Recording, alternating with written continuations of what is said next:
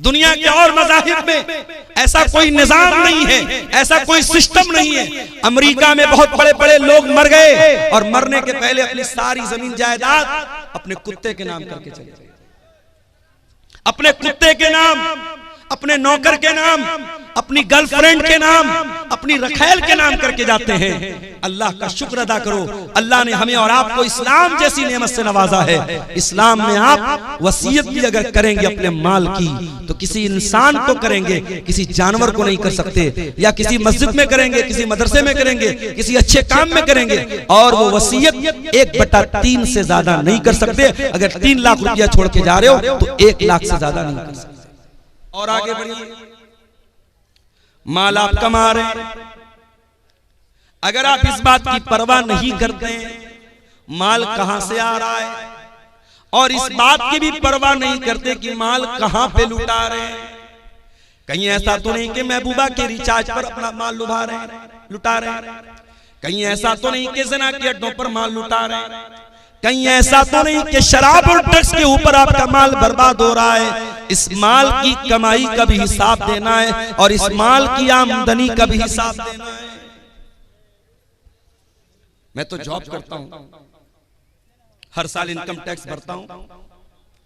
मेरा pan number जैसे ही system में डालो, साल भर का पूरा कच्चा चिट्ठा, अब तो हमारी गवर्नमेंट ने आधार के साथ हर चीज को लिंक कर दिया है।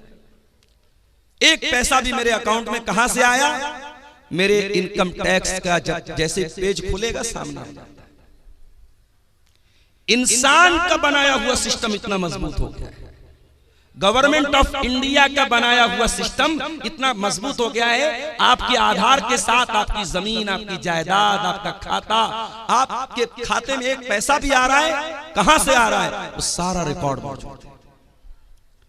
अगर इंसान के बनाए हुए सिस्टम के अंदर इतनी बारीक बारीक चीजें पैदा हो सकती हैं, सोचो इंसान को बनाने वाले खालिक का सिस्टम कितना मजबूत होगा, उस अल्लाह का निजाम कितना मजबूत होगा। अल्लाह के प्यारे नबी फरमाते हैं, तिरमिजी की रिवायत है, ला तज़ूलु कदमा इब्ने आदम मिन इंदि रब्बिही यौमल क़ियामा, इंसान कयामत के दिन अपनी जगह से हिल नहीं पाएगा जब तक 5 सवालों का जवाब न दे दे। पहला सवाल, अन उम्रिही फीमा अफ़ना, मेरे बंदे तूने अपनी जिंदगी को कहां गुजारा। दूसरा सवाल, वन शबाबिही फीमा अबला, तूने अपनी जवानी को कहां गुजारा। तीसरा सवाल, वन मालिही मिन ऐन इक्तसबहू, तूने माल कहां से कमाया, तेरी आमदनी का जरिया क्या था, तेरी इनकम का जरिया क्या था। व फीमा अनफका, और चौथा सवाल, तूने माल कहां पर खर्च किया, कहां पर लुटाया। और 5वां सवाल, व माज़ा अमिला फीमा अलिमा, तूने जो इल्म हासिल किया उस इल्म के ऊपर तूने अमल कितना किया। ये 5 सवाल का जवाब आपको भी देना है, मुझको भी देना है, मौलाना साहब को भी देना है, आलिम को भी देना है, जाहिल को भी देना है, कटिहार शहर के रहने वाले को भी देना है, हसनगंज के देहात में रहने वाले को भी देना, हर इंसान माल कहां से कमाया, हिसाब देना है। इसलिए मेरे प्यारे साथियों, हमारी शरीयत में बार बार ताकीद की गई, हलाल कमाई खाओ। हमारी शरीयत ने हमको सिखाया, हलाल कमाई नहीं खाओगे तुम्हारा रोजा कबूल नहीं होगा, तुम्हारी नमाज कबूल नहीं होगी, तुम्हारी ज़कात कबूल नहीं होगी, तुम्हारा हज कबूल नहीं होगा। आइए वो हदीस भी आपको सुना देता हूं, सही मुस्लिम की रिवायत है। अल्लाह के प्यारे नबी फरमाते हैं, इन्नल्लाह तय्यिबुन ला यक़बलु इल्ला तय्यिबा, अल्लाह ताला पाक है और पाक ही को कबूल करता है। अल्लाह ताला नापाक चीज को कबूल नहीं करता है। तुम चोरी करो, तुम डाका डालो और गरीबों की मदद करते रहो, मदरसों की मदद करते रहो, मस्जिद की मदद करते रहो, अल्लाह को ऐसे चंदे की जरूरत नहीं, अल्लाह को ऐसे सदके की जरूरत नहीं। इन्नल्लाह तय्यिबुन ला यक़बलु इल्ला तय्यिबा, अल्लाह पाक है और पाक को ही कबूल करता है। उसके बाद अल्लाह के नबी फरमाते हैं कि अल्लाह ताला ने कुरान में ईमान वालों को हुक्म दिया, सूरह बकरा के अंदर, या अय्युहल्लज़ीना आमनू कुलू कुलू मिम्मा फिल अर्ज़ी हलालन तय्यिबा, ऐ ईमान वालो जमीन में जो हलाल चीजें उसको खाओ। वश्कुरू लिल्लाहि इन कुंतुम इय्याहु ताबुदून, और अल्लाह का शुक्रिया अदा करो अगर तुम अल्लाह की इबादत करते हो। ईमान वालों को हलाल कमाई खाने का हुक्म दिया। और कुरान के 18वें पारे में अल्लाह ने अपने रसूलों से फरमाया, या अय्युहर रसूलु कुलू मिनत तय्यिबाति वअमलू सालिहा, ऐ मेरे रसूलो तुम नेक अमल करो और हलाल रोजी खाओ। पता ये चला कि जब तक हलाल रोजी नहीं खाओगे तुम्हारा अमल नेक नहीं हो सकता, तुम्हारे नेक अमल की कोई वैल्यू अल्लाह ताला क्या नहीं है। उसके बाद अल्लाह के नबी ने एक मिसाल दी। आपने फरमाया एक आदमी बहुत लंबा सफर करके आता है, अशासा उसके बाल बिल्कुल मैले कुचैले हो जाते हैं। हम लोग भी सफर करते हैं, सफर बता देता है कि इंसान सफर से। रात में पटना में मैं शाम को 6 बजे पटना में था और रात 12 बजे किशनगंज में था। 100-120 की स्पीड से गाड़ी चल रही है, कार से आदमी आ रहा, आराम से आ रहा है, मगर पहुंचने के बाद इंसान की बॉडी बता देती है सफर करके। अल्लाह के नबी फरमाते इतना लंबा सफर करके आया है, आशासा बाल परागंदाएं अगबरा, उसके कपड़े मैले कुचैले, उसके कपड़े देख करके पता चल रहा है बड़ा लंबा सफर करके आया है। यमुद्दु यदैहि, और अपने हाथों को उठा करके अल्लाह से दुआ करता है। देखो जब बंदा हाथ उठा के दुआ करता है तो अल्लाह ताला दुआ कबूल करता है। अब यहीं से ये मसला भी नोट कर लो कि दुआ के लिए हाथ उठाना ये दुआ के आदाब में से। अब बाज लोग कहते हैं साहब नमाज के बाद हाथ उठा के दुआ कर सकते हैं कि नहीं? अगर इंडिविजुअली कर रहे हो, अलग अलग कर रहे हो, कर सकते हो, लेकिन अगर इज्तिमाई हो रही है तब ये बिदअत है, इसकी गुंजाइश नहीं। आदमी अपने तौर पर अल्लाह से कुछ मांग रहा है, कोई मसला नहीं, मांग सकता है भाई। जरूरी तो नहीं कि नमाज में मैंने सब मांग लिया। मेरा बच्चा बीमार है, नमाज मैंने पढ़ ली, अब मैं हाथ उठा के दुआ करूं अल्लाह मेरे बच्चे को शिफा दे। कारोबार को लेके परेशान हूं, दुकान अच्छी नहीं चल रही है, रोजी रोटी अच्छी नहीं चल रही है, नमाज पढ़ लिया, तस्बीहात पढ़ ली, दुआएं पढ़ ली, अस्कार पढ़ लिया, अब हाथ उठा के दुआ कर रहा हूं अल्लाह मेरी दुकान को तू चला दे, मेरी रोजी को कुशादा कर। कोई हर्ज की बात नहीं, हाथ उठा के दुआ कभी भी कर सकते हैं, कोई हर्ज की बात नहीं। बल्कि हाथ उठा के जब बंदा दुआ करता है, अल्लाह के प्यारे नबी फरमाते हैं इन्नल्लाह हय्युन करीमुन, अल्लाह ताला हया वाला है, अल्लाह ताला करम वाला है। जब बंदा अल्लाह की बारगाह में हाथ उठा के दुआ करता है तो अल्लाह ताला को हया आती है कि बंदे को खाली हाथ कैसे लौटाए। अल्लाह बंदे को खाली हाथ नहीं लौटाता। दुआ के लिए हाथ उठाना ये दुआ के आदाब में से है। अल्लाह के रसूल कह रहे लंबा सफर करके आया है, बाल मैले कुचैले, कपड़े गंदे, और हाथ उठा के दुआ कर रहा है और कहता या रब्बी ऐ मेरे रब, या रब्बी ऐ मेरे रब। अल्लाह को रब कह के दुआ कर रहा है। ये भी मसला याद रखो, जब अल्लाह को रब कह के दुआ मांगी जाए तो दुआ जल्दी कबूल होती है। एक तो मुसाफिर है, मुसाफिर की दुआ जल्दी कबूल होती है। लंबा सफर करके आया है, मुसाफिर है, कपड़े मैले कुचैले हैं, हाथ उठा के दुआ कर रहा है, अल्लाह को रब कह के दुआ कर रहा है। यानी कबूलियत के कई असबाब और कबूलियत की कई चीजें इकट्ठा हो गई हैं। लेकिन अल्लाह के नबी फरमाते हैं व मतामुहु हराम व मशरबुहु हराम व मलबसुहु हराम व गुज़िया बिल हराम फअन्ना युस्तजाबु लिज़ालिक। ऐ मेरे सहाबा, उसका खाना हराम कमाई का, उसका पानी हराम कमाई का, उसका कपड़ा हराम कमाई का, उसकी परवरिश हराम कमाई की। फअन्ना युस्तजाबु लिज़ालिक। ऐसे इंसान की दुआ कैसे कबूल होगी? हराम खाने वाले की दुआ कबूल नहीं होगी मेरे भाई। रोते रहे हम। आसाम से आए हैं मुनव्वर हुसैन आसामी से, पूछा मैंने वहां के हालात, बयान नहीं कर सकता क्या हालात। जुल्म की बहुत सारी दास्तानें शायद हम तक और आप तक पहुंचती भी नहीं है। जिनको कलम लिख नहीं सकते, जबानें बयान नहीं कर सकती, वो जुल्म आज हो रहा। फलस्तीन के शहर गाजा में क्या हुआ, छोटे छोटे बच्चों के कैसे चिथड़े बने, और यहां इमाम हरम दुआ कर रहे हैं। रमजान में रो रो के दुआएं हो रही हैं, इंडिया के चप्पे चप्पे में दुआएं हो रही हैं। ये दुआएं क्यों कबूल नहीं हुई?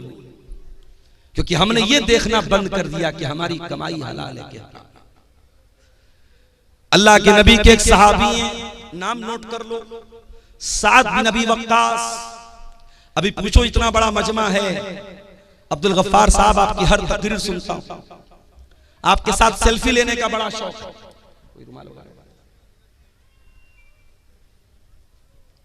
हर तकरीर सुनता हूं, हर जलसे में जाता हूं। अभी पूछ लूं कि वो 10 सहाबा कौन है जिनका नाम लेकर के अल्लाह के रसूल ने जन्नती कहा है, तो मुट्ठी भर लोग होंगे जो सही बता पाएंगे, जबकि बच्चे बच्चे को पता होना चाहिए। 10 सहाबा जन्नती हैं, 4 सहाबा तो वो हैं जिनको हम खुलफाए राशिदीन कहते हैं, अबू बकर, उमर, उस्मान, अली, ये तो 4 हैं ही। उसके अलावा कौन है? हजरत साद बिन अबी वक्कास, हजरत सईद बिन जैद, हजरत तलहा, हजरत जुबैर, हजरत अब्दुर्रहमान बिन औफ और हजरत अबू उबैदा बिन जर्रा। ये टोटल 10 सहाबा हैं जिनका नाम लेकर के अल्लाह के नबी ने जन्नती कहा है। उन 10 में से एक सहाबी हैं हजरत साद बिन अबी वक्कास। ये रिश्ते में अल्लाह के रसूल के मामू लगते थे। एक जंग में ये तीर चला रहे थे तो अल्लाह के नबी कह रहे थे, मामू जान, मेरे माँ बाप आप पर फिदा हुआ, आप तीर चलाए। इतनी मोहब्बत करते थे अल्लाह के नबी से। साद बिन अबी वक्कास ये बहुत मुस्तजाबुद दावत थे। ये जो दुआ करते थे इनकी दुआ फौरन कबूल हो जाती थी। इनसे किसी ने पूछा कि ऐसा साद बिन अबी वक्कास क्या बात है, आप जो भी दुआ करते हैं आपकी दुआ फौरन कबूल हो जाती है, इसका राज क्या है, इसका सीक्रेट क्या है, इसका रहस्य क्या है, क्यों आपकी दुआएं जल्दी कबूल हो जाती हैं? हजरत साद बिन अबी वक्कास कहते हैं, मा रफ़अतु लुक़मतन इला फमी, जब भी मैं अपने मुंह की तरफ कोई लुकमा उठाता हूं, इल्ला व अना आलिमुन, मुझे पता होता है, मिन ऐना मजीउहा व मिन ऐना ज़हबत, वो लुकमा कहां से आया है और कहां जाएगा, उसकी आमदनी क्या थी, वो कहां से वो लुकमा आया था, मुझे सब पता है, A to Z मुझे पता है, इसलिए मैं हर लुकमे की जानकारी के बाद खाता हूं। अल्लाह, ये थे सहाबा जो एक लुकमा भी अगर मुंह में डालते थे तो इस बात की परवाह करते थे, मैं हलाल तरीके से खा रहा हूं या हराम तरीके से खा रहा हूं। यहां तो बड़ी बड़ी बिल्डिंगें हराम कमाई की बन गई, यहां तो हराम कमाई से बड़े बड़े अंपायर खड़े हो गए, बड़ी बड़ी बिल्डिंगें बना के रख दी, लाखों करोड़ों का बैलेंस बना के रख दिया। ओ लोगों, अल्लाह को क्या हिसाब देंगे हम, जरा बता दो। दूसरे का माल नाजायज तरीके से अगर हमने खाया है, अल्लाह को हिसाब देना पड़ेगा मेरे भाई। अच्छा एक बात बताओ, आज के इस गए गुजरे दौर में भी हम मस्जिद का एहतराम करते हैं कि नहीं करते? बहुत एहतराम करते हैं। शराबी जब मस्जिद के पास से गुजरता है शराफत से गुजर जाता है, नहीं, मस्जिद के पास कोई हुड़दंग नहीं, कोई शरारत नहीं। और हमारे हिंदुस्तान में तो हमारे गैर मुस्लिम भाई भी मस्जिद का बड़ा एहतराम करते थे। होली का त्योहार आता था, होली खेलते थे, हमने अपने मोहल्ले में देखा, सारे मोहल्ले में होली खेल रहे, बीच में मस्जिद आई, नहीं भाई ये मस्जिद है, यहाँ कोई बदतमीजी नहीं होनी। ये एक माहौल था हिंदुस्तान का, वो अलग बात है। धीरे धीरे नफरत को जहनों में डाला गया। अब तो बाकायदा मुसलमान की मस्जिद पर दूसरे मजहब का आदमी अपना झंडा लगाने की कोशिश करता है और मस्जिद के सामने गाली गलौज भी हो रहा है और भड़काऊ नारे भी लगाए जा रहे हैं, हालात खराब किए जा रहे हैं। मगर मस्जिद का एहतराम गैर मुस्लिम भी हमारे देश में करता था और करता है। मस्जिद का एहतराम हम सब करते हैं। मस्जिद से भी बढ़कर के एक मुसलमान की जान, एक मुसलमान का माल और एक मुसलमान की आबरू की अहमियत है मेरे भाई। आइए बुखारी की वो हदीस आपको सुनाता हूं। हदीस के रावी कौन? अब्दुल्लाह बिन अब्बास। अब्दुल्लाह बिन अब्बास कौन है? नबी के चचा के बेटे हैं। 8 साल के बच्चे हैं। रात में जब अल्लाह के नबी तहज्जुद के लिए उठा करते थे, अब्दुल्ला बिन अब्बास आते थे और वजू का पानी ला के रख देते थे। ओ लोगो, तुम्हारे मोहल्ले में उलमा आते हैं, तुम्हारे गांव में उलमा आते हैं, तुम्हारे इलाके में जमात के बड़े बड़े उलमा आते हैं, कम से कम अपने छोटे बच्चों को उलमा से मुलाकात के लिए लेकर के आया करो, उनको उलमा का एहतराम तो सिखाया करो, उनके दिल में उलमा की मोहब्बत तो डाला करो। नबी रात में उठते हैं, तहज्जुद की नमाज के लिए उठते हैं और वजू का पानी लेकर के कौन आता है? 8 साल का बच्चा आता है। नाम क्या है? अब्दुल्ला बिन अब्बास। नबी ने पूछा, ये वजू का पानी कौन लाया? जवाब मिला, अब्दुल्ला बिन अब्बास लाया। नबी ने रात के अंधेरे में दुआ की, अल्लाहुम्मा अल्लिमहुल कुरान, ऐ अल्लाह तू अब्दुल्ला बिन अब्बास को कुरान का इल्म अता फरमा दे, कुरान का आलिम बना दे, कुरान की नॉलेज दे दे, कुरान का ज्ञानी बना दे, कुरान की तफसीर का इल्म दे दे। और आज जब भी आप तफसीर की कोई भी किताब उठाएंगे, सबसे ज्यादा अगर किसी का नाम आपको मिलेगा, अब्दुल्ला बिन अब्बास का नाम मिलेगा। कुरान करीम की तफसीर में नंबर 1 माने जाते हैं सहाबे। ये नबी की दुआ की बरकत थी। वही अब्दुल्ला बिन अब्बास रिवायत करते हैं, अल्लाह के प्यारे नबी अपनी जिंदगी का पहला और आखिरी हज कर रहे हैं और हज के मौके पर तकरीबन 1.25 लाख सहाबे किराम आपके साथ हैं। जिलहिज्जा की 10 तारीख आती है, ईद उल अज़हा का दिन आता है, यौमुन नहर आती है। अल्लाह के प्यारे नबी अपने सहाबा के साथ हैं। आपने मिना के मैदान में फरमाया, अय्यो यौमिन हाज़ा, ऐ मेरे सहाबा ये कौन सा दिन है? सहाबा ने कहा, यौमुन हराम, आज का दिन तो यौमुन नहर है, आज का दिन तो 10 जिलहिज्जा की तारीख है, आज का दिन तो बड़ा एहतराम वाला है। फिर आपने पूछा, अय्यो बलदिन हाज़ा, ये शहर कौन सा है? सहाबे किराम ने कहा, बलदुन हराम, ऐ अल्लाह के नबी ये तो मक्का शहर का एक हिस्सा है, ये तो मक्का शहर है जो अमन वाला शहर है, जो बड़ा एहतराम वाला हुर्मत वाला शहर है। फिर आपने पूछा, अय्यो शहरिन हाज़ा, ये कौन सा महीना है? सहाबे किराम ने फरमाया, शारुन हरामुन, ये तो हुर्मत वाला महीना है, ये तो जिलहिज्जा का महीना है। अब जरा नबी के अल्फाज सुनिए। अल्लाह के प्यारे नबी ने फरमाया, इन्ना दिमाअकुम व अमवालकुम व आराज़कुम हरामुन अलैकुम का हुर्मत यौमिकुम हाज़ा फी बलदिकुम हाज़ा फी शहरिकुम हाज़ा। ऐ मुसलमानों, कान खोल करके सुन लो, तुम्हारी जान, तुम्हारा माल और तुम्हारी इज्जत व आबरू एक दूसरे के लिए हराम है। उसी तरीके से जैसे आज का ये दिन हुर्मत वाला है, जैसे ये मक्का शहर हुर्मत वाला है, जैसे ये जिलहिज्जा का महीना हुर्मत वाला है, एक दूसरे की जान और माल का उतना ही एहतराम करो। किसी का माल नाजायज तरीके से लेना आपके लिए जायज नहीं है। और आगे बढ़िए, कुरान का दूसरा पारा उठाइए। अल्लाह फरमाता है, वला ताकुलू अमवालकुम बैनकुम बिल बातिल, ऐ मुसलमान तुम एक दूसरे का माल नाजायज तरीके से, बातिल तरीके से, इनवैलिड तरीके से, अवैध तरीके से न खाया करो। एक दूसरे का माल हराम तरीके से न खाया करो। वह तुदलू बिहा इलल हुक्काम, और अपने मसले को अदालत में ले जाकर के लेताकुलू फरीक़म मिन अमवालिन नास बिल इस्मी, लोगों का माल नाजायज तरीके से खाने के लिए अपने मसले को अदालत में न लेके जाओ। कभी कभी ऐसा होता है, हमें मालूम है जमीन हमारी नहीं है, जायदाद हमारी नहीं है, पैसा हमारा नहीं है, हम हड़प रहे हैं किसी का, मगर हमको पता है अदालत में जाएंगे तो हम जीत जाएंगे। वो किसी ने अदालत की फुल फॉर्म बयान की है ना, आओ दावा करो, लड़ो और तबाह हो जाओ, बिल्कुल सही है।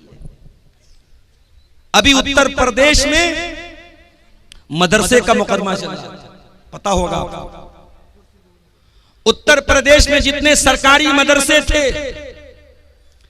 इलाहाबाद हाई कोर्ट का फैसला आया कि ये सारे मदरसे गैर कानूनी हैं, इनको बंद कर दिया जाए और इन मदरसे में पढ़ने वाले बच्चों को स्कूल में डाल दिया। अदालत को उन मदरसों में पढ़ने वाले 2 लाख बच्चों की तो चिंता थी, मगर उन मदरसों में पढ़ाने वाले 10,000 टीचरों की कोई चिंता नहीं थी। रमजान के महीने में यह फैसला आया, उत्तर प्रदेश के मदरसों में पढ़ाने वाले सरकारी टीचरों का जीना हराम हो गया। उनके हलक के नीचे खाना नहीं उतर रहा था। उसमें बेचारे ऐसे बूढ़े लोग भी थे जो रिटायरमेंट के करीब हैं। उसमें ऐसे लोग भी हैं कि उनकी तनख्वाह से पूरा परिवार चल रहा है, भाई बहन सबको खिला रहा है। अदालत का यह फैसला आया, सबके पैरों के नीचे की जमीन खसक गई। बहरहाल वहां टीचरों की ऑर्गेनाइजेशन है, उसने इस मसले को सुप्रीम कोर्ट में लेकर के गए और सुप्रीम कोर्ट के बड़े महंगे वकीलों, उसमें चिदंबरम जी जो हमारे देश के पहले मिनिस्टर रह चुके हैं उनका भी नाम है, और भी कई बड़े बड़े जो एडवोकेट है, वकील हैं, जिनकी एक एक दिन की फीस 10-10 लाख 20-20 लाख रुपया फीस है। एक एक सुनवाई की उनकी फीस को अदा किया गया और सुप्रीम कोर्ट में मजबूती के साथ अपना मामला रखा गया। और अभी 2 दिन पहले सुप्रीम कोर्ट का फैसला आया। सुप्रीम कोर्ट ने कहा नहीं, ये मदरसे गैर कानूनी नहीं है, मदरसे को बरकरार रखा जाए, मदरसों को बंद न किया जाए। बताना ये चाहता हूं कि सुप्रीम कोर्ट में एक केस लड़ने के लिए एक वकील को जो फीस देने की जरूरत पड़ती है, गरीब आदमी नहीं दे सकता। एक एक दिन की फीस 20-20, 25-25 लाख रुपया है, कोई नहीं दे सकता। अब कुरान की जरा इस आयत पर गौर करो। अल्लाह कह रहा है वला ताकुलू अमवालकुम बैनकुम बिल बातिल, एक दूसरे का माल नाजायज तरीके से मत खाओ। वतुदलू बिहा इलल हुक्काम, और अपने मसले को अदालत में न लेकर के जाओ। लिताकुलू फरीक़म मिन अमवालिन नास बिल इस्मी, हो सकता है कि तुम गलत हो, लेकिन जज और वकील के साथ सेटिंग करके तुम गलत को सही करवा दो। हो सकता है गलत सबूत पेश कर दो, हो सकता है गलत गवाह पेश कर दो। लोगों का माल नाजायज तरीके से खाने के लिए अपने मसले को अदालत में न लेकर के जाओ। आज कटिहार की आप सेशन कोर्ट में चले जाएं, आप पटना में कोर्ट में चले जाएं, हर अदालत में जमीन के, जायदाद के, रुपये पैसे के मामलात मुसलमानों के बड़ी तादाद में आपको मिलेंगे। और इंसान को पता होता है मैं गलत हूं, मैं नाजायज जमीन पर कब्जा कर रहा हूं, फिर भी अदालत में जाता है क्योंकि उसको यकीन होता है मैं अदालत की रकम, फीसों, वकीलों की फीस भर करके मैं केस जीतता हूं। कान खोल करके सुन लो मेरे प्यारे साथियों, दुनिया की अदालत के ऊपर भी एक अदालत है और उस अदालत में कोई वकील नहीं होगा। उस अदालत का जज अल्लाह रब्बुल आलमीन होगा। न वहां रिश्वत चलेगी, न वहां किसी की झूठी गवाही चलेगी। वहां अगर आप झूठ बोलना चाहेंगे, आपका हाथ सच बोल देगा, आपका पैर सच बोल देगा, आपकी चमड़ी सच बोल देगी। अल्लाह कहता है हत्ता इज़ा मा जाऊहा शहीद अलैहिम समूहुम व अबसारुहुम व जुलूदुहुम बिमा कानू यअमलून। मेरे बंदो, कयामत के दिन तुम्हारे कान भी गवाही देंगे, तुम्हारी आंखें भी गवाही देंगी, तुम्हारी चमड़ी भी गवाही देगी। वक़ालू लिजुलूदिहिम लिमा शहीदतुम अलैना क़ालू अंतक़नल्लाहुल लज़ी अंतक़ कुल्ल शै। इंसान अपनी चमड़ी से कहेगा तू कैसे बोल रही है, इंसान की चमड़ी कहेगी अल्लाह ने हमको बोलना सिखाया है और आज हम तेरे करतूत, तेरे काले करतूत हम खोलेंगे। दुनिया की अदालत से कोई जीत गया तो क्या, अल्लाह की अदालत में कोई झूठ नहीं बोल सकता। हसनगंज की धरती पर, धोकरदा की धरती पर अगर आपने कोई गलत काम किया है, कोई पाप किया है, किसी के साथ नाजायज काम किया है, आपकी ये धरती भी कयामत के दिन गवाही देगी। इज़ा ज़ुलज़िलतिल अर्ज़ु ज़िलज़ालहा व अख़रजतिल अर्ज़ु अस्क़ालहा व क़ालल इंसानु मा लहा यौमइज़िन तुहद्दिसु अख़बारहा। कयामत के दिन ये जमीन भी गवाही देगी, जमीन बोलेगी। अल्लाह की अदालत में कैसे बचेंगे? अल्लाह के प्यारे नबी फरमाते हैं इन्नकुम तख्तसिमून इलैया, ओ लोग तुम मेरे पास अपना मुकदमा लेकर के आते हो, वलअल्ल बाज़कुम अन यकून अलहना बिहुज्जतिही मिन बाज़, हो सकता है कि दो लोग मेरे पास कोई केस लेकर के आए और एक आदमी अपनी बात करने में बड़ी चिकनी चुपड़ी बात करने वाला हो, अपनी दलील को मजबूती से रखने वाला हो, और मैं उसकी बात सुन करके फ़अक़दिय लहू बिहक़्क़िही, मैं उसके हक में फैसला कर दूं। ऐसा हो सकता है क्योंकि मैं इंसान हूँ, ओ लोगों मैं बशर हूँ, मैं इंसान हूँ। हो सकता है कि जो बेचारा हक पर है, जो सही है, उसको बोलना नहीं आता, और जो गलत है वो अपनी जबान की बदौलत, अपनी बातचीत की बदौलत अपनी बात को मनवा ले। अगर ऐसा कभी हो जाए तो अल्लाह के नबी क्या फरमाते हैं, फमन क़ज़यतु लहू बिहक़्क़ि अख़ीही फ़इन्नमा अक़तअु लहू क़ितअम मिनन नार। अगर मैं किसी के हक में अगर फैसला कर देता हूँ और वो जमीन उसके भाई की थी, वो हक उसके भाई का था, वो रुपया पैसा उसके भाई का था, और मैंने गलत फैसला कर दिया और उसके हक में कर दिया, तो अल्लाह के नबी क्या फरमाते हैं, इन्नमा अक़तअु लहू क़ितअम मिनन नार, मैं जमीन नहीं दे रहा हूँ, मैं जायदाद नहीं दे रहा हूँ, मैं रुपया पैसा नहीं दे रहा हूँ, मैं जहन्नम की आग का टुकड़ा दे रहा हूं। है किसी में मजा? जमीन और जायदाद पर आज नाजायज कब्जा करने के वाकयात मुसलमानों में बड़ी कसरत के साथ। इस्लामी निजाम में मीरास में भी यही होता है मेरे भाई। बाप मर गया, बाप ने 1 लाख रुपया छोड़ा, शरीयत क्या कहती है जरा गौर से सुनिएगा। इस्लाम का निजाम में मीरास बयान कर रहा हूं आपको। 1 लाख रुपया बाप छोड़ करके मरा है, 1 लाख कैश छोड़ करके मरा, जमीन जायदाद छोड़ करके मरा। अब शरीयत क्या कहती है कि सबसे पहले मरने वाले की रकम से उसकी तजहीज़ और तकफीन की जाएगी, उसको दफनाया जाएगा, उसको कफनाया जाएगा, उसकी कब्र को खोदने पर, उसके कफन के कपड़े पर और उसकी कब्र पर जो खर्चा आएगा उसके पैसे से अदा किया जाए। अगर कोई रिश्तेदार खड़ा हो जाए अच्छी बात है, अगर कोई खड़ा नहीं होता तो मरने वाले के पैसे से उसको अदा किया जाए। दूसरा काम, कफन दफन हो गया, मुर्दे को दफना भी दिया गया। अब दूसरा काम क्या करना है, अगर मरने वाले के ऊपर कोई कर्जा था, उस कर्जे को उसके पैसे से अदा किया जाएगा, उसके तरके से अदा किया जाएगा। कर्जा भी अदा हो गया। अब तीसरा काम ये देखा जाएगा कि मरने वाले ने किसी को वसीयत तो नहीं की है, और वसीयत किसको बोलते हैं ये समझ लो। हो सकता है मरने वाला अपनी जिंदगी में मदरसे की मदद नहीं कर पाया, मस्जिदों में चंदा नहीं दे पाया, अल्लाह की राह में खर्च नहीं कर पाया। मरने के टाइम एहसास हुआ यार इतनी दौलत बना के जा रहा हूँ, इतना पैसा बना के जा रहा हूँ, कुछ दीन के रास्ते में भी पैसा लगाना चाहिए, कुछ जमीनों जायदाद मदरसे के लिए भी देनी चाहिए। जैसे आज आपके मदरसे के लिए चंदा हुआ, मुझे चंदा करना नहीं आता, मेरे मुझे कहा था जो साहब मुझे लेके आ रहे थे, उन्होंने कहा था मौलाना साहब थोड़ा आप चंदे पर बोल दीजिएगा, लोग आए मुसाफा करके देते। ये सब मुझसे नहीं होता मेरा भाई, लेकिन एक अपील करता हूं कि जिंदगी में यही चीजें आपके काम आएंगी।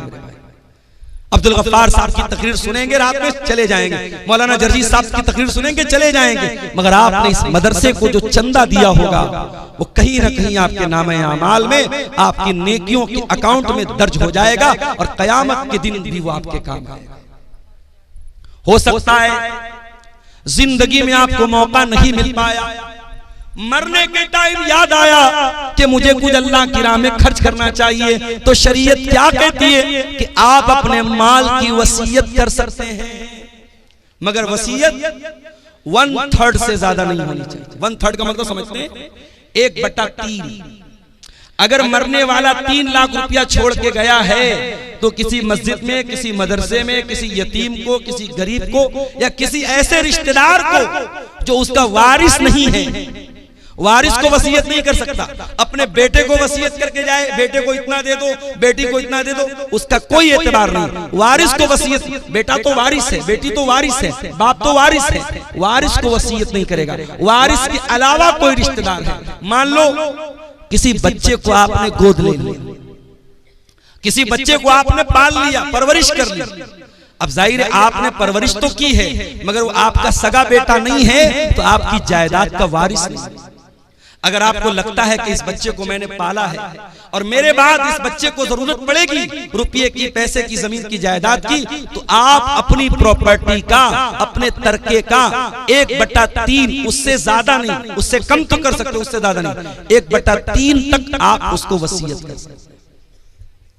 तो पहला काम क्या करेंगे? जनाजे की तैयारी।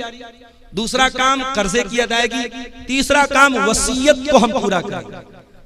अगर मरने वाला 3 लाख रुपया छोड़ के गया और ये कह करके गया कि मैंने जिस बच्चे को गोद लिया था ये 3 लाख रुपया उसको दे दिया जाए, तो फतवा आप लेने जाएंगे, आप बिहार के किसी आलिम से ले ले, यूपी के किसी आलिम से ले ले, पूरी दुनिया के किसी आलिम से ले ले, तमाम उलमा का फतवा यही मिलेगा कि वसीयत गलत है और उसकी 3 लाख में से सिर्फ 1 लाख रुपया उस बच्चे को दिया जाएगा, 3 लाख पूरा नहीं दिया जाएगा। क्योंकि शरीयत क्या कहती है कि आप जब मर रहे हैं आपके माल में आपके वारिस का हक है, आप अपने वारिस को महरूम नहीं कर सकते। दुनिया की और शरीयतों में, दुनिया के और मज़ाहिब में ऐसा कोई निजाम नहीं है, ऐसा कोई सिस्टम नहीं है। अमेरिका में बहुत बड़े बड़े लोग मर गए और मरने के पहले अपनी सारी जमीन जायदाद अपने कुत्ते के नाम करके चले गए, अपने कुत्ते के नाम, अपने नौकर के नाम, अपनी गर्लफ्रेंड के नाम, अपनी रखैल के नाम करके जाते हैं। अल्लाह का शुक्र अदा करो, अल्लाह ने हमें और आपको इस्लाम जैसी नेमत से नवाजा है। इस्लाम में आप वसीयत भी अगर करेंगे अपने माल की तो किसी इंसान को करेंगे, किसी जानवर को नहीं कर सकते, या किसी मस्जिद में करेंगे, किसी मदरसे में करेंगे, किसी अच्छे काम में करेंगे, और वो वसीयत 1/3 से ज्यादा नहीं कर सकते। अगर 3 लाख रुपया छोड़ के जा रहे हो तो 1 लाख से ज्यादा नहीं कर सकते। अब ये 3 काम होने के बाद अब चौथा नंबर आया, अब वारिसों को हिस्सा दिया जाए। अब जब वारिसों को हिस्सा दिया जाएगा तो कुछ लोगों का हिस्सा तो अल्लाह ने बता दिया, माँ का इतना हिस्सा है, बाप का इतना हिस्सा है, शौहर का इतना हिस्सा है, भाई का इतना हिस्सा है। कुछ लोगों का हिस्सा तो अल्लाह ताला ने बता दिया है और कुछ लोगों का अल्लाह ताला ने हिस्सा नहीं बताया है। जो वारिसों को देने के बाद जो बचेगा वो उनके दरमियान बांट दिया जाएगा। जैसे बेटे और बेटी का हिस्सा अल्लाह ताला ने तय नहीं किया है। अगर बाप जिंदा है, अगर माँ जिंदा है तो बाप को 1/6 दिया जाएगा, माँ को 1/6 दिया जाएगा और माँ बाप को देने के बाद, और अगर मरने वाले की बीवी जिंदा है और औलाद मौजूद है तो बीवी को 8वां हिस्सा दिया जाएगा, और औलाद अगर नहीं है तो बीवी को 1/4 दिया जाएगा। बीवी को देने के बाद, माँ बाप को देने के बाद, अब जो बाकी बचेगा वो बेटे और बेटी को दिया जाएगा। अब बेटे को कितना मिलेगा, बेटी को कितना मिलेगा? कुरान कहता है लिज़्ज़करि मिस्लु हज़्ज़िल उन्सयैन, लड़के को लड़की का डबल मिलेगा, लड़के को लड़की का डबल मिलेगा। अब दुनिया में लोग इस पर बड़ा वावैला मचाते हैं, तो इस्लाम में बड़ी नाइंसाफी है, औरत के साथ बड़ा अन्याय हो रहा है। लड़के को डबल मिल रहा है, लड़की को आधा मिल रहा है। पहली बात तो ये है, इस्लाम अल्लाह का दीन है और अल्लाह के दीन में कभी नाइंसाफी नहीं हो सकती। अल्लाह तो अदल वाला है, अल्लाह तो आदिल है और अल्लाह का हर हुक्म अदल वाला है। अल्लाह को खूब पता है किसको कितना देना है। अल्लाह के कानून में कभी नाइंसाफी नहीं हो सकती।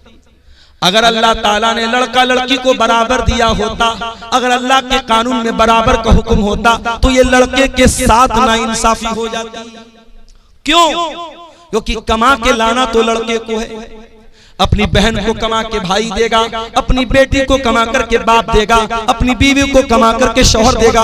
मर्द को तो हर हाल में कमाना है और औरत को कमाना नहीं, औरत को तो खाना है। औरत को कोई खिलाएगा और खिलाने वाला कौन है? मर्द है। इसीलिए अल्लाह ताला ने मर्द की जिम्मेदारियों को सामने रख करके अल्लाह ने यह फैसला किया, लिज़्ज़करि मिस्लु हज़्ज़िल उन्सयैन, लड़की को लड़के को लड़की का डबल मिलेगा। अब मान मरने वाले का एक लड़का है, 2 लड़की और मरने वाला 2 लाख रुपया छोड़ के मारा, तो जाहिर है कि 2 लाख में से 1 लाख रुपया लड़के को मिल जाएगा और 50-50 हजार रुपया दोनों लड़कियों को मिल जाएगा। तो अगर रेशियो निकालो तो लड़के लड़की को तो बराबर मिल रहा है, और अगर कहीं लड़कियों की तादाद ज्यादा है और लड़का एक है या लड़के की तादाद कम है तो मजमूई एतबार से लड़कियों को ज्यादा मिल जाएगा। तो कुरान कहता है तुम नहीं जानते कि किसको कितना मिलना चाहिए, ये अल्लाह का फैसला और अल्लाह का कानून है और अल्लाह ने जो तय कर दिया उसी के हिसाब से बांटा जाएगा। तुम नहीं जानते इसलिए कि रिश्ता अल्लाह ने बनाया है। किसी को बाप अल्लाह ने बनाया है, किसी को माँ अल्लाह ने बनाया है, किसी को बेटा अल्लाह ने बनाया। जब रिश्ता अल्लाह ने बनाया है तो उनका हक भी अल्लाह ही तय करेगा, तुम नहीं तय कर सकते। हमारे यहाँ क्या हो रहा है, बाप मर गया, भाइयों ने बैठ करके जमीन जायदाद का बंटवारा कर दिया, बहन को फूटी कौड़ी नहीं मिली, बहन को एक पैसा नहीं मिला। बहन आई, भाई आपने बाप की जायदाद का बंटवारा किया, मुझे क्यों नहीं दिया? भाइयों ने धमकी दी। मैं शेरशाबादी माहौल नहीं जानता, मैं कटिहार का माहौल, मैं बनारस की बात कर रहा हूं, अपने माहौल की बात कर रहा हूं। भाइयों ने धमकी दी, अगर तू अपना हिस्सा ले लेगी आज के बाद हमसे रिश्ता मत रखना, हमसे कोई ताल्लुक मत रखना। अगर हमने अपने बाप की प्रॉपर्टी में से तुझको हक दे दिया तो आज से रिश्ता खत्म। बहन बेचारी सोचती है भाई से रिश्ता खत्म करना बड़ा महंगा सौदा है, भाई और भतीजे की मोहब्बत भी दिल में होती है। बहन कहती भैया जो है आप रख लीजिए, मुझे कोई जमीन जायदाद नहीं चाहिए। इस तरीके से ब्लैकमेल किया जाता है और प्रेशराइज किया जाता है और दबाव डाला जाता है बहनों के ऊपर, और बहनें मजबूरी में आकर के अपना हिस्सा अपने भाई को लिख लेते हैं। और ये काम कौन कर रहा है? ये पांचों टाइम का नमाजी कर रहा है, चेहरे पर भरपूर शरई दाढ़ी रखने वाला और माथे पर सजदे का निशान सजाने वाला, अपने आप को मुत्तकी कहने वाला, अपने आप को परहेजगार कहने वाला भी ये काम कर रहा है। ओ लोगों, अल्लाह को क्या हिसाब दोगे जब अल्लाह का कानून ये कह रहा है कि आपके वालिद के इंतकाल के बाद आपके बाप की प्रॉपर्टी में आपका हिस्सा है और आपकी बहन का भी हिस्सा है। वो कौन सा कानून है, वो कौन सा इंसाफ है जिसकी वजह से आपने अपनी बहन को उसका हक नहीं दिया? जरा ईमान से बताओ, जरा अपने दिल पर हाथ रख करके बताओ मेरे भाई। और ये भी याद रखिए, इस्लाम का जो निजाम मीरास है ये कोई बाई चॉइस नहीं है कि अमल कर लो तो अच्छी बात है और अगर अमल नहीं करोगे तो कोई हर्ज की बात नहीं है। अल्लाह ने जब मीरास का कानून बयान किया तो क्या फरमाया? तिल्का हुदूदुल्लाह, ऐ मेरे बंदो, ये अल्लाह ताला का बनाया हुआ कानून है। वमन युतिल्लाह व रसूलहु युदखिलहु जन्नातिन तजरी मिन तातिहल अनहारु खालिदीन फीहा अबदा। जो अल्लाह की बात मानेगा, जो रसूल की बात मानेगा, जो अल्लाह के कानून पर चलेगा, अल्लाह उसको जन्नत में डालेगा जहां जन्नत में हमेशा हमेशा रहेगा। वज़ालिकल फौजुल अजीम, और ये बहुत बड़ी कामयाबी है। वमन यासिल्लाह व रसूलहु और जो अल्लाह की नाफरमानी करेगा, जो रसूल की नाफरमानी करेगा, जो अल्लाह के कानून को तोड़ेगा, जो अल्लाह के निजाम मीरास को नहीं मानेगा, जो अल्लाह के बनाए हुए कानून के मुताबिक अपनी बहन बेटी को हिस्सा नहीं देगा, अल्लाह क्या फरमाता है? युदखिलहु नारन खालिदन फीहा, अल्लाह उसको जहन्नम के अंदर डालेगा और जहन्नम में बहुत लंबे टाइम तक वो रहेगा। वलहु अज़ाबुम मुहीन, और उसको जलील करने वाला अज़ाब दिया जाएगा, जहन्नम की आग। मेरे भाई, हम सोच भी नहीं सकते। कोई ये ना सोचे अरे हम तो तौहीद वाले, हम जहन्नम में जाएंगे, कुछ दिन तक जहन्नम में रहेंगे फिर निकल जाएंगे। कोई ये ना सोचे जहन्नम की आग हम एक सेकंड के लिए बर्दाश्त नहीं कर सकते, इसलिए कि जहन्नम की आग तो बड़ी खतरनाक होगी। अल्लाह फरमाता है कुल्लमा नज़िजत जुलूदुहुम बद्दलनाहुम जुलूदन गैरहा लियज़ूक़ुल अज़ाब। जब जहन्नम की आग में तुम्हारी चमड़ी जल जाएगी, हम दूसरी चमड़ी चढ़ा देंगे, हम बार बार जलने की तकलीफ जहन्नमियों को देंगे। अगर जहन्नम के अजाब को सहन कर सकते हो, अगर जहन्नम के अजाब को बर्दाश्त कर सकते हो, तो अपनी बहन और बेटी का हक मार लो, और अगर बर्दाश्त नहीं कर सकते तो जाओ माफी मांगो और अपनी बहन और बेटी को उसका हक दे दो। एक और तरीका चल रहा है हरामखोरी का, और मुसलमानों में ज्यादा पाया जा रहा है। जमीन मेरी है और मेरी जमीन के बगल में उसके मेरे पड़ोसी की जमीन है। मैं धोखे से क्या करता हूं, अपने पड़ोसी की जमीन का 1 फीट हिस्सा अपनी जमीन में शामिल कर ले रहा हूं। मैं मिसाल दे रहा हूं, अपने पड़ोसी की, अपने रिश्तेदार की जमीन पर नाजायज कब्जा करने के लिए जमीन पर बनी हुई बाउंड्री को मिटा देना, निशान को मिटा देना, या जमीन और जायदाद के कागज में हेर फेर कर लेना। मेरे प्यारे साथियों, अगर ये काम आप करते हैं तो कान खोल करके सुन लीजिए।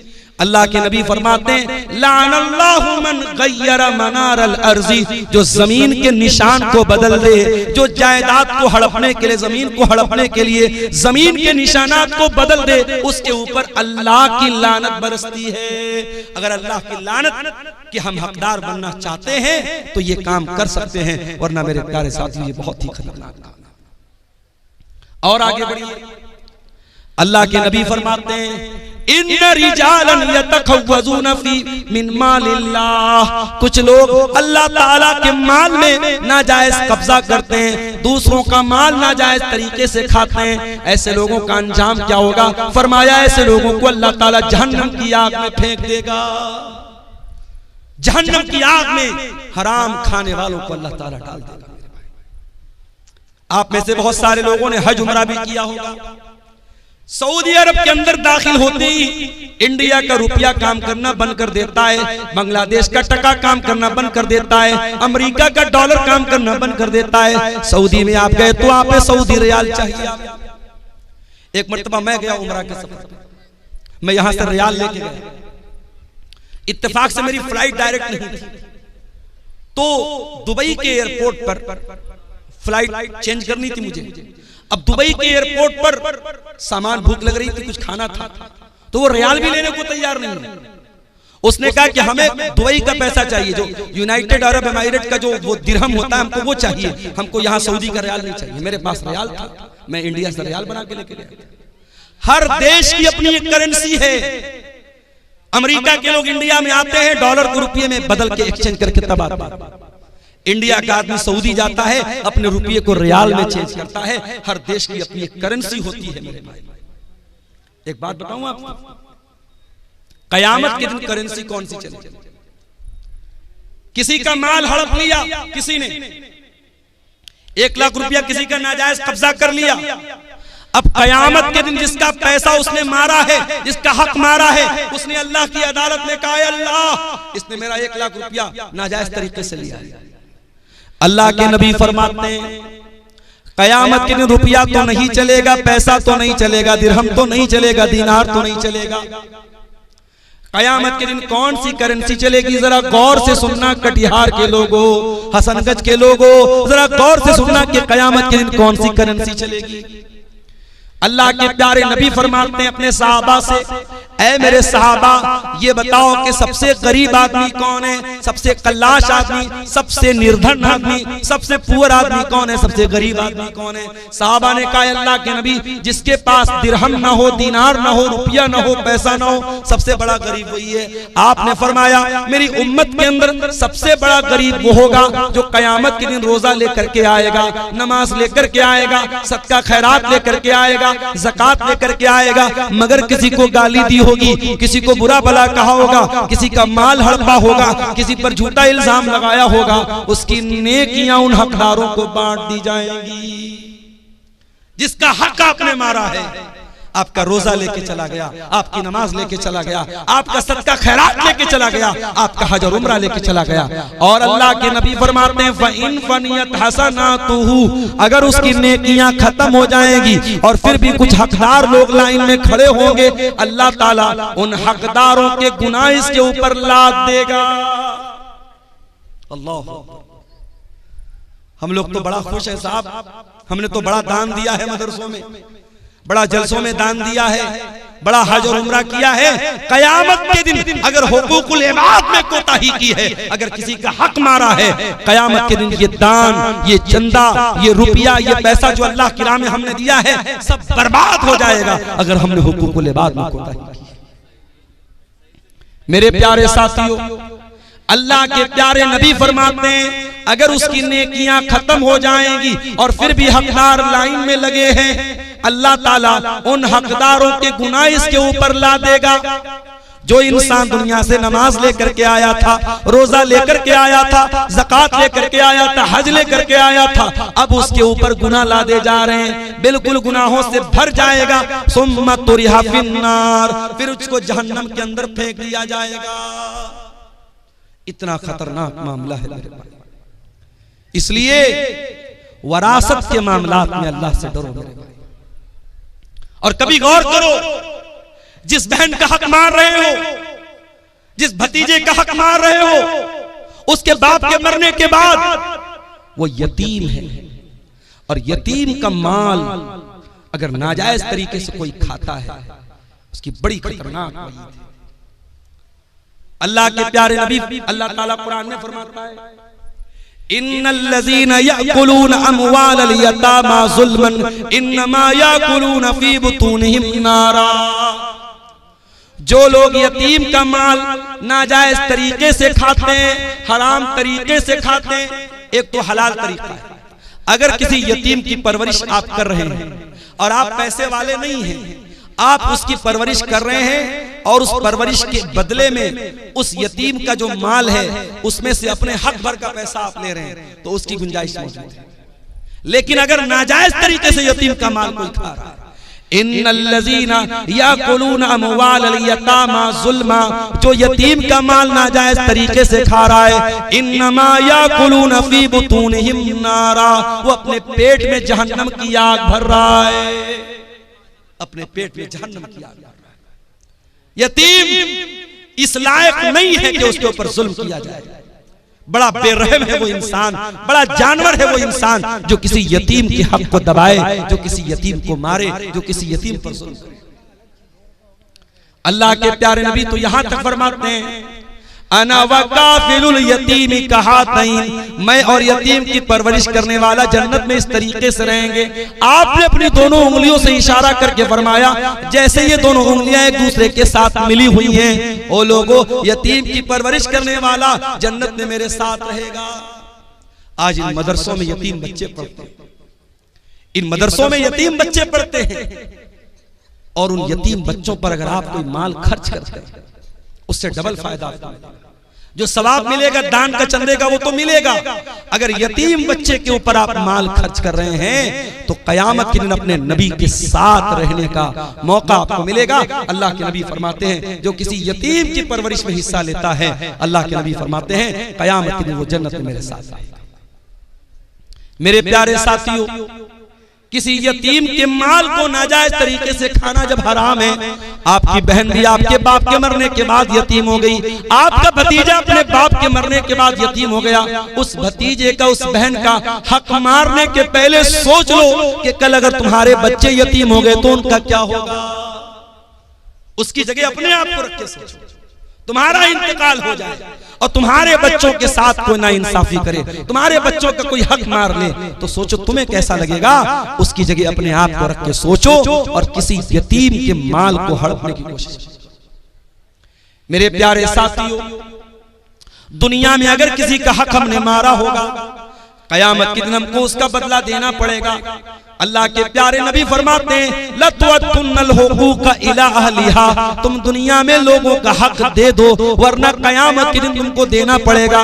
हत्ता युकाद लिशातिल जलहाई मिनशातिल करना, कयामत के दिन अगर सींग वाली बकरी ने बगैर सींग वाली बकरी को मारा है तो उस बकरी से भी किसास लिया जाएगा, उस बकरी से भी बदला लिया जाएगा, जानवरों से भी हिसाब लिया जाएगा। अगर जानवरों से किसास लिया जाएगा तो हम और आप तो इंसान हैं मेरे भाइयों, हमें और आपको भी हिसाब देना पड़ेगा।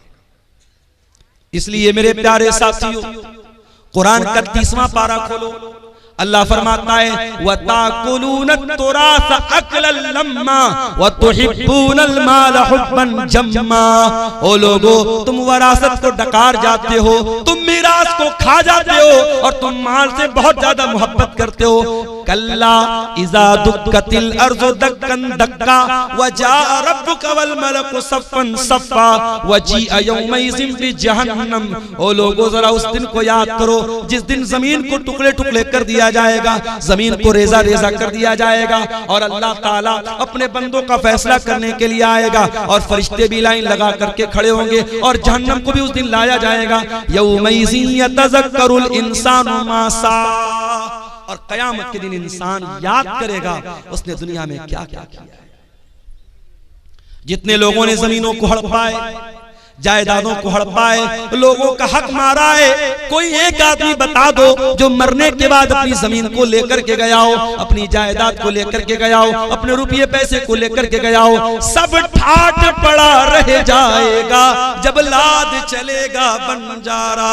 सब यही छोड़ के जाना है मेरे प्यारे भाइयों, इसी कब्र की 2 गज जमीन में हमको दफन हो जाना है। दुनिया की चंद रोजा जिंदगी के लिए अपनी आखिरत को दांव पे न लगाओ, अपनी आखिरत को खतरे में न डालो मेरे भाइयों। लोगों का हक दुनिया में दे दिया करो। अल्लाह के प्यारे नबी ने इतनी खतरनाक वईद फरमाई। आपने फरमाया अपने इंतकाल के कुछ पहले आपने फरमाया अस्सलाता अस्सलाता वमा मलकत ईमानुकुम। ओ लोगों, तुम नमाज की पाबंदी करना और अपने गुलामों और अपने लौंडियों के साथ तुम अच्छा सलूक करना, उनके साथ हक तलफी मत करना। इस्लाम वो दीन है कि समाज का वो तबका जो मजदूरों का तबका है, जो गुलामों का तबका है, जो लौंडियों का तबका है, जिसको दुनिया में हकीर माना जाता है, अल्लाह के प्यारे नबी अपने इंतकाल के पहले दुनिया को वसीयत करके जा रहे हैं, उस गुलाम और लौंडी का भी हक आपको नहीं माना। हजरत अबू ज़र ग़िफ़ारी ने अपने गुलाम को बुरा भला कह दिया, उसकी माँ का नाम लेके कुछ आर दिला दी, कुछ बुरा भला कह दिया। अल्लाह के प्यारे नबी को बहुत गुस्सा आया। आपने फरमाया, ऐ अबू ज़र, आज तुमने इतना खतरनाक काम किया है कि ये तो दौरे जाहिलियत का काम है, ये तो वो इंसान ये काम करेगा जिसके अंदर दौरे जाहिलियत का कोई हिस्सा रह गया हो। आपने कहा कि ये नौकर चाकर, ये काम करने वाले, ये भी तुम्हारे भाई हैं, जो खाओ उनको खिलाओ, जो पहनो उनको पहनाओ। इस्लाम तो वो मजहब है जो गुलामों का, नौकरों का भी हक हमें बताता है। दुनिया में लोग मजदूर दिवस मनाते हैं, बड़ी बड़ी तंजीमें बनी हैं, एसोसिएशन बनी है मजदूरों के हुकूक के लिए। 1400 साल पहले मोहम्मद अकरम सल्लल्लाहु अलैहि वसल्लम ने मजदूरों के हक की लड़ाई लड़ी है, मजदूरों को उनका हक दिया है आपने। अल्लाह के प्यारे नबी फरमाते हैं, आतुल अजीर हक़्क़हु क़ब्ल अन यजिफ़ अरक़हु। मजदूर का पसीना सूखने के पहले उसकी मजदूरी दे दो। मेरे प्यारे साथियों, इस्लाम तो वो प्यारा दीन है जो हर हकदार को उसका हक टाइम पर देने की तालीम देता है। इसलिए अगर किसी के बाप का इंतकाल हो चुका है तो देर न करे, अपने भाइयों को इकट्ठा करे, बहनों को इकट्ठा करे, मुफ्ती साहब को बुला ले। बाप जो जमीन छोड़ के गए, जो जायदाद छोड़ के गए, जो सोना चांदी छोड़ के गए, जो खेत खलियान छोड़ के गए, सबका कैलकुलेशन करके हिसाब कर ले और जिसका जो हक है वो उसको दे दे। मेरे भाई, दुनिया में चंद दिनों की परेशानी सह लो, ये इससे बेहतर है कि हमें आखिरत में अल्लाह के अजाब को सहना पड़े। और ये भी याद रखो, अगर हराम की जमीन में, हराम की जायदाद में अपने बच्चों को रख के पाल रहे हो, अपने बच्चों को भी जहन्नम की आग का हकदार बना। हम ये समझ रहे हैं साहब हम हराम का पैसा कमा रहे हैं, हमारे घर में पैसा आ रहा है, हमारे बच्चे चैन की जिंदगी गुजार रहे हैं, हमारी फैमिली चैन की जिंदगी गुजार। गलत है ये। अगर पैसा हराम का आ रहा है और आपके बच्चे ऐश कर रहे हैं, आपकी बीवी ऐश कर रही है, वो हराम की कमाई आपके घर की बरकत को खत्म कर रही है। अल्लाह के प्यारे नबी फरमाते हैं, जो जिस्म हराम कमाई से परवरिश पाता है, फन्नारु औला बिही, वो जिस्म जहन्नम की आग में चलेगा। क्या हम चाहेंगे हमारे बच्चे जहन्नम की आग में जले? हम कभी नहीं चाहेंगे। ये चंद सवालात आए हैं, देख लेते हैं इसको। और आखिर में बार बार पीछे से डिमांड आ रही है, आप लोग बड़ी तादाद में मौजूद हैं और आपको बताने की जरूरत नहीं जलसे का मकसद क्या है। और मेरे भाइयों ने मुझे बताया इदारा काफी कर्जे में चल रहा है, उसकी जो बिल्डिंग वगैरह बनी है उस पर काफी कर्जा है। आप हजरात मेरी तकरीर के आखिर में जो भी ताउन है, आप जो भी दान कर सकते हैं, ताउन कर सकते हैं, यहाँ आके देते जाइएगा। इंशाअल्लाह उस पर बेहतरीन अजर अल्लाह ताला आपको देगा। और मैं सबके लिए इज्तिमाई तौर पर एक दुआ कर दूंगा। सऊदी अरब के साथ ईद और बकरीद की नमाज पढ़ना कैसा है? कुछ उलमा इसको जायज ठहराते हैं, साथ ही सऊदी अरब के साथ जज़ाकल्लाह खैर। देखिए किसी भाई ने ताउन पेश किया है, अल्लाह इनके ताउन को कबूल करे। मेरे भाइयों, हम अपने इंडिया में, अपनी कंट्री में नमाज कैसे पढ़ते हैं?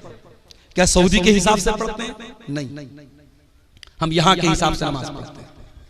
सऊदी अरब में हमसे 2.5 घंटे का फर्क है। हम इशा की नमाज के बाद आराम से बिस्तर पे सोने जाते हैं, टीवी चालू करते पता लगा सऊदी अरब में इशा की अज़ान अब शुरू हो रही है। तो टाइम का फर्क है।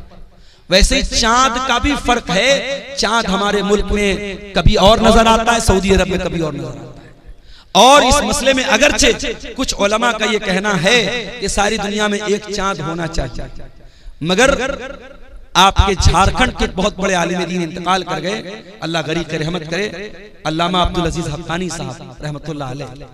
मैंने उनका मज़मून पढ़ा था, बड़ी तफसील से उन्होंने लिखा था और उन्होंने दलाइल से साबित किया था। और मरकजी जमीयत अहले हदीस से उनका वो मज़मून छपा था कि हर इलाके के लोगों की अपनी रूयत है, हर शहर के लोगों की अपनी रूयत है। वो अपना चांद देख करके रोजा रखेंगे, अपना चांद देख करके ईद मनाएंगे। ये पूरे हिंदुस्तान में, पूरी दुनिया में एक चांद मनाना, ये दलील के एतबार से मजबूत बात नहीं है और ना प्रैक्टिकली ऐसा मुमकिन है। ऐसा जब तक मुमकिन नहीं है तब तक कोई अगर अपनी अलग ईद मना रहा है, अपना अलग रोजा रख रहा है, तो ये मुसलमानों की जमात में फूट डाल रहा है। उसको अल्लाह क्या हिसाब देना पड़ेगा। बचत खाते में, बैंक में रखे हुए पैसे में ब्याज के तौर पर कुछ रुपए जमा कर देते और हमें मालूम नहीं पड़ता, तो उस पैसे को क्या किया? देखिए, ये मत कहिए कि मालूम नहीं पड़ता, सारा सिस्टम मौजूद है। इंटरेस्ट की रकम रोज नहीं आती है, हर क्वार्टर पर आती है। हर क्वार्टर का मतलब हर 3 महीने पर आपके बैंक में पैसा इंटरेस्ट का आता है। आप अपनी पासबुक पे अगर एंट्री कराएंगे, पासबुक पे लिख के आ जाएगा इंटरेस्ट का इतना पैसा है।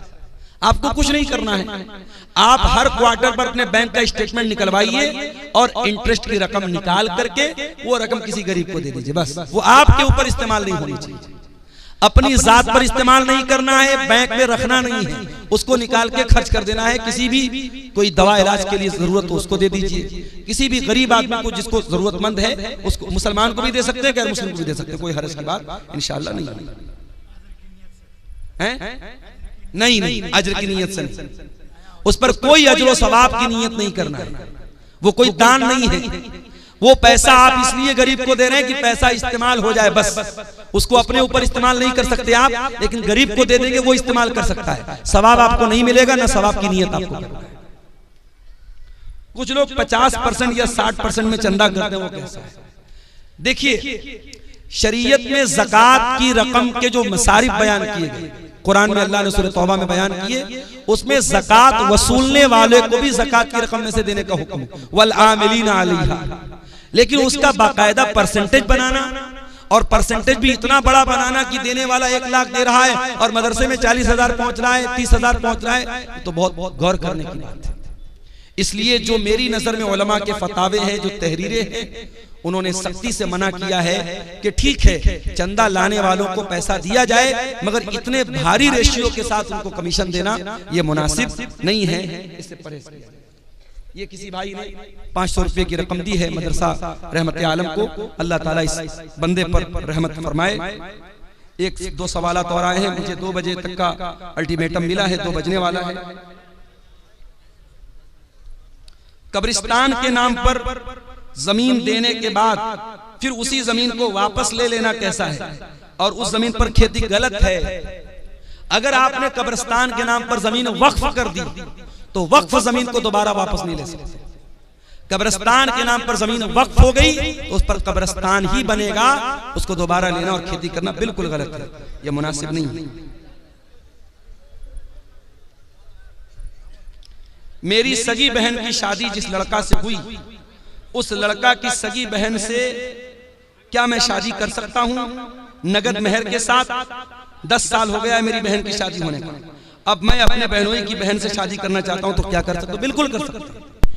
देखिए शरीयत में जो मना है उसको बोलते हैं निकाह शिगार।